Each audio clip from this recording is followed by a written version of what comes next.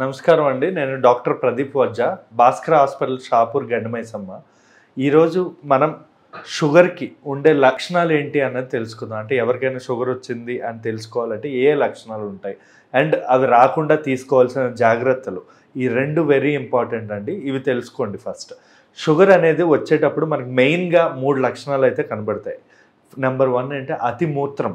అంటే మినిమం రాత్రిపూట ఒక్కసారి మ్యాక్సిమం 2 సార్లు వరకు వెళ్ళొచ్చు యూరిన్. కానీ 4, 5 సార్లు 7 సార్లు అలా వెళ్తున్నారంటే ఖచ్చితంగా షుగర్ ఉండే అవకాశం అయితే ఉంటుంది. నెంబర్ 2 ఏంటంటే అతిగా ఆకలి వేయడం.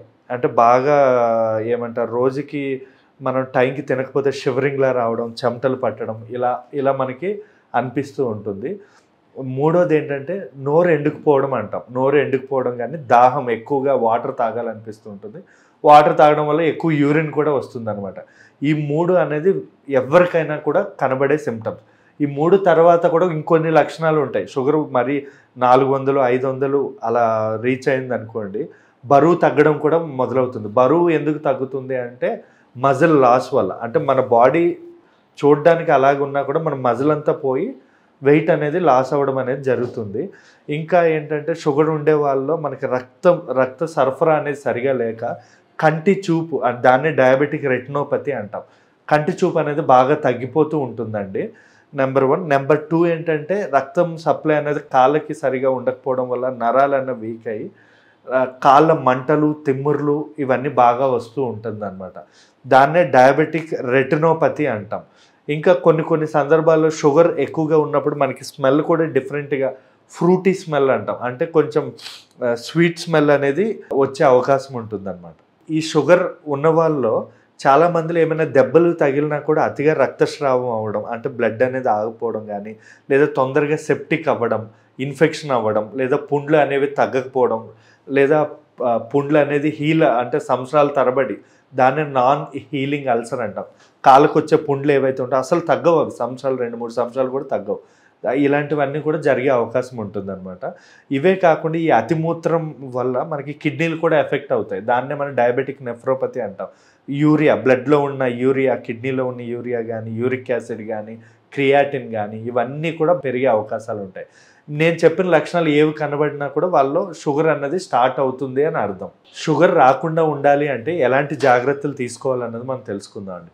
మెయిన్ ఇంపార్టెన్స్ షుగర్ రావడానికి గల కారణం జన్యురక కారణాలే కాకుండా ఈ రోజుల్లో ఒబిసిటీ, లైఫ్ స్టైల్ మోడిఫికేషన్ అనేది సరిగా లేకపోవడం వల్ల, స్ట్రెస్ ఎక్కువ అవ్వడం వల్ల, లేదా జంక్ ఫుడ్స్, ఆయిల్ ఫుడ్స్ బయట తినేసేయడం వల్ల, లేదా హ్యాపీ అంటే మనం చాలామంది ఏంటంటే ఎప్పుడు దిగులు చెందుతూ వేరే వాళ్ళ గురించి పోటీ ప్రపంచంలో వేరే వాళ్ళతో పోటీ పడుతూ వీడి ఇది చేస్తున్నాడు, వాడి ఇది చేస్తున్నాడు అని చెప్పి ఎక్కువ స్ట్రెస్ తీసుకొని వాళ్ళతో పోటీ పడి వీడికి ఉన్న స్టామినా కంటే ఎక్కువ బలాన్ని ఉపయోగించి కష్టపడి ఈ షుగర్లు, ఈ టెన్షన్లు, ఈ బీపీలు ఇవన్నీ తెచ్చుకుంటున్నారు.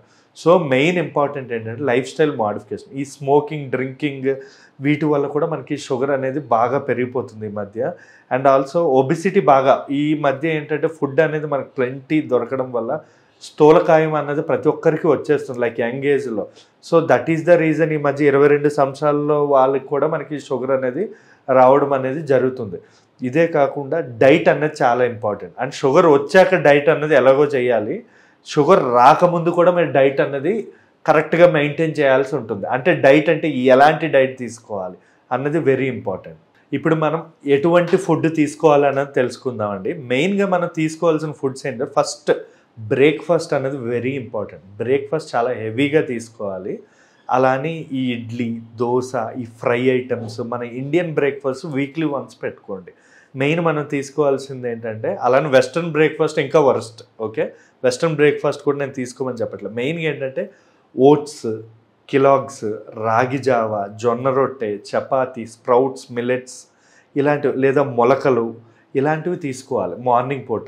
అంటే మ్యాక్సిమం ఈ డైట్ ఉండాలి. లేదా ఇంకా అప్పటికి మీకు మధ్యలో ఆకలేస్తుంది అనుకోండి, లైక్ బటర్ మిల్క్ తాగొచ్చు, లేదా ఫ్రూట్స్లో ఆరెంజెస్ కానీ, యావకాడో కానీ, లేదా లెమన్ జ్యూసెస్ కానీ ఇలాంటివన్నీ మనం తీసుకోవడం వల్ల మనకు మధ్యలో ఆకలి అనేది తగ్గుతుంది. లేదా సలాడ్స్ కూడా చాలా మంచిది. పెరుగు, మజ్జిగ కూడా చాలా మంచిదండి షుగర్ ఉండేవాళ్ళు, ఎందుకంటే వాటిలో ప్రోబయాటిక్స్ ఉంటాయి.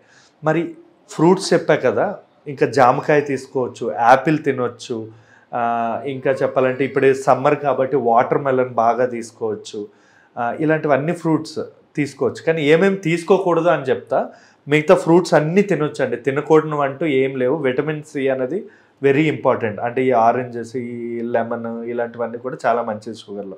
ఇప్పుడు తీసుకోకూడనివి ఏంటంటే, మెయిన్గా తీసుకోకూడదు ఏంటంటే మ్యాంగో, మామిడి పండు తీసుకోవద్దు, సీతాఫలం తీసుకోవద్దు, సపోటా తీసుకోవద్దు, గ్రేప్స్ తీసుకోవద్దు, జాక్ ఫ్రూట్ అంటాం పనసకాయ, ఇది కూడా తీసుకోవద్దు. ఇంకోటి అరటిపండు కూడా యాక్చువల్లీ దానిలో కూడా షుగర్స్ ఎక్కువ ఉంటాయి, కానీ హాఫ్ తీసుకోవచ్చు. ఎందుకంటే ప్రోబయోటిక్ కాబట్టి దానిలో మంచి బ్యాక్టీరియా ఉంటుంది కాబట్టి హాఫ్ అరటిపండు అంటే ఒక హాఫ్ బాగా పండింది కాకుండా నార్మల్గా ఒక అరటిపండు అలాంటివి తీసుకోవాలి. మెయిన్గా మనకి షుగర్లో ఈ జామ్, బర్గర్స్, సాఫ్ట్ డ్రింక్స్ ఇవి పాయిజనస్ అనుకోవాలి. కోకోకోలా కానీ లేదా చాలామంది టీలు తాగేస్తూ ఉంటారు షుగర్ వేసుకొని. సో అది కూడా అస్సలు మంచిది కాదు. ఇంకా కార్బోహైడ్రేట్స్ అనేవి తగ్గించాలి. అంటే రైస్ ఒక పూటనే తినాలి, అది కూడా బ్రౌన్ రైస్ తీసుకోండి. 100 grams ఆఫ్ రైస్కి మించి తీసుకోకూడదు. ఇవే కాకుండా మనం చాలామంది అడుగుతుంటారు షుగర్ ఉన్న వాళ్ళు మిల్క్ తీసుకోవచ్చా, ప్రొమోగ్రానేట్. ఈ ప్రొమోగ్రానేట్ అనేది షుగర్లో చాలా మంచిదండి. ఈ పపాయ కూడా చాలా మంచిది షుగర్లో. ఇంకా చెప్పాలి అంటే ఈ కివి, ఈ ఫైబర్, పీచు పదార్థాలు బాగా తీసుకోవాలి. ఎక్కువగా గ్రీన్ వెజిటబుల్స్ తీసుకోవాలి. రెడ్ మీట్ తగ్గించాలి. అంటే ఈ మటన్ లేదా బీఫ్ లేదా టూనా ఫిష్ ఇలాంటివన్నీ తగ్గించుకోవాలి. ఫ్రై ఐటమ్స్, బిర్యానీస్ ఇలాంటివన్నీ కూడా కంప్లీట్గా అవాయిడ్ చేయండి. మెయిన్ ఇవన్నిటికంటే వెరీ ఇంపార్టెంట్, ఎవ్రీడే 1 hour అయినా ఫిజికల్ యాక్టివిటీ చాలా బాగా పనిచేస్తుంది. అంటే ప్రీ డయాబెటిక్ కానీ షుగర్కి ముందు పక్కాగా వారానికి 5 రోజులు మీరు 1 hour ఫిజికల్ యాక్టివిటీ, మెయిన్గా కార్డియాక్ మీద, హార్ట్ హెల్త్ మీద కాన్సన్ట్రేట్ చేయండి. Thank you.